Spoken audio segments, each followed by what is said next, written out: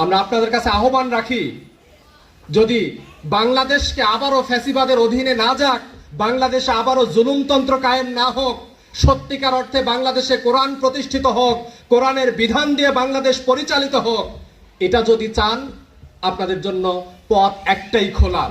আপনাদের সকল সন্তানদেরকে, ছাত্রদেরকে ইসলামী ছাত্র শিবির নামক এই নিয়ামতের হাতে তুলে দিতে হবে।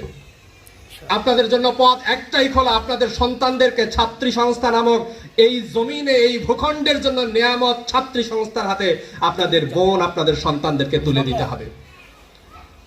মুক্তির এই আন্দোলনে আপনাদের প্রত্যেককে শামিল হতে হবে। আকিমুস সালাহ জেনে যে ওয়াক্ত নামাজে মসজিদে আসেন, সেই কুরআন আপনাদেরকে দায়িত্ব দিচ্ছে, আর নাকিমুদ্দিন ওয়ালা তাতাফাররাকু, দিন কায়েমের সংগ্রামে শামিল হন, বিচ্ছিন্ন হবেন না।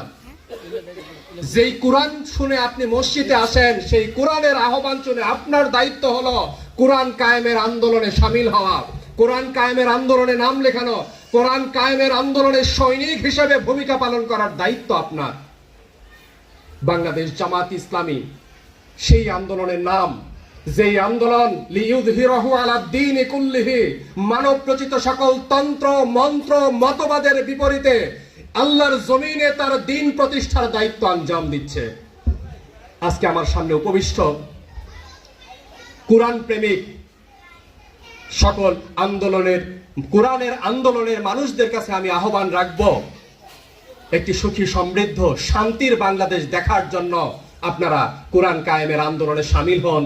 জামাত ইসলামী নামক ইসলামী আন্দোলনে আপনারা শামিল হবেন বলে আমি আশা রাখছি। আজকে আমরা বিজয় বলছি, আমরা আজকে বিজয় বলছি। আওয়ামী লীগ পতন হওয়ার মধ্য দিয়ে বিজয় আসেনি, আওয়ামী লীগ পতন হওয়ার মধ্য দিয়ে এই সমাজে প্রকৃত সুখ শান্তি ফিরে আসেনি। রাসূল সাল্লাল্লাহু আলাইহি ওয়াসাল্লাম আমাদেরকে দেখিয়েছিলেন শান্তির সমাজ বলতে কি বোঝায়। রাসূল সাল্লাল্লাহু আলাইহি ওয়াসাল্লাম শান্তির সমাজের রূপরেখা তুলে ধরেছিলেন এভাবে, সানা থেকে হাদারামাউত পর্যন্ত একজন রমণী হেঁটে যাবে, এই পথ চলতে গিয়ে এক আল্লাহ ছাড়া আর কাউকে ভয় করার প্রয়োজন হবে না। আপনি কি বলতে পারেন আমাদের সমাজে এমন শান্তি প্রতিষ্ঠিত হয়েছে? বলার সুযোগ আছে? আপনি আপনার বাড়ির মহিলাদেরকে রাত 12টায় ঘর থেকে বের হতে দেবেন? আপনি কি রাতের বেলা আপনার ঘরের দরজাটা খোলা রাখতে পারবেন? আপনি ভয়হীন ডরহীন ভাবে আপনি মধ্যরাতে রাস্তা চলতে পারবেন, পথ চলতে পারবেন? পারবেন না। একটা সাময়িক বিজয় আল্লাহ তাআলা আমাদেরকে নিঃসন্দেহে দিয়েছেন, যে এই বিজয়ের ফলে আজকে আমরা আপনাদের সামনে এসে কোরআনের কথা বলতে পারছি। কিন্তু সত্যিকার অর্থে দিনের বিজয় হবে সেদিন, যেদিন আমরা আমাদের সমাজে সত্যিকার অর্থে দিনকে পরিপূর্ণরূপে বিজয়ী হতে দেখব। সেদিন আমরা বলতে পারবো রাত 12টার সময় আমার পরিবারের কোনো মহিলা দিনাজপুর শহরে যাবে, ঢাকা শহরে যাবে, রংপুরে যাবে, তার নিরাপত্তা বিধান করবে রাষ্ট্র। সেই রাষ্ট্র প্রতিষ্ঠার আন্দোলন করছে জামাত ইসলাম।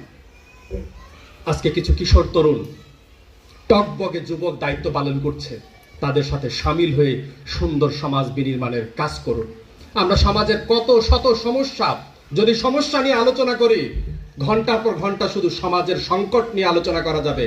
আমাদের তরুণরা মাদকাসক্ত, আমাদের তরুণদের 90% আজকে নেশাগ্রস্ত। তথ্য প্রযুক্তির সয়লাবে তরুণরা নৈতিকভাবে ধ্বংসের শেষ সীমায় পৌঁছে গেছে। সব সমস্যার সমাধান হলো সঙ্গবদ্ধ থাকা, সব সমস্যার সমাধান হলো সঙ্গবদ্ধ থেকে ইসলাম মানার চেষ্টা করা। এখানে সব সমস্যার সমাধান রয়েছে।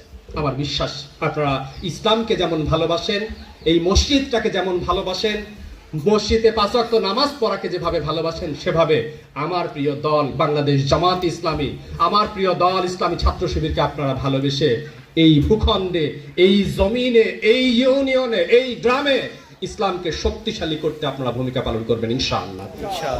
আমরা এই সমাজটাকে সুন্দর করতে চাই। আপনারা সকলে জানেন, আমি ছোটবেলা থেকে এই এলাকার তরুণদেরকে একসাথে করে আমরা সামাজিকভাবে কিছু আন্দোলন গড়ে তোলার চেষ্টা করেছি। আমার ময় মুরব্বী, গার্ডিয়ান, অভিভাবক আপনারা সবাই জানেন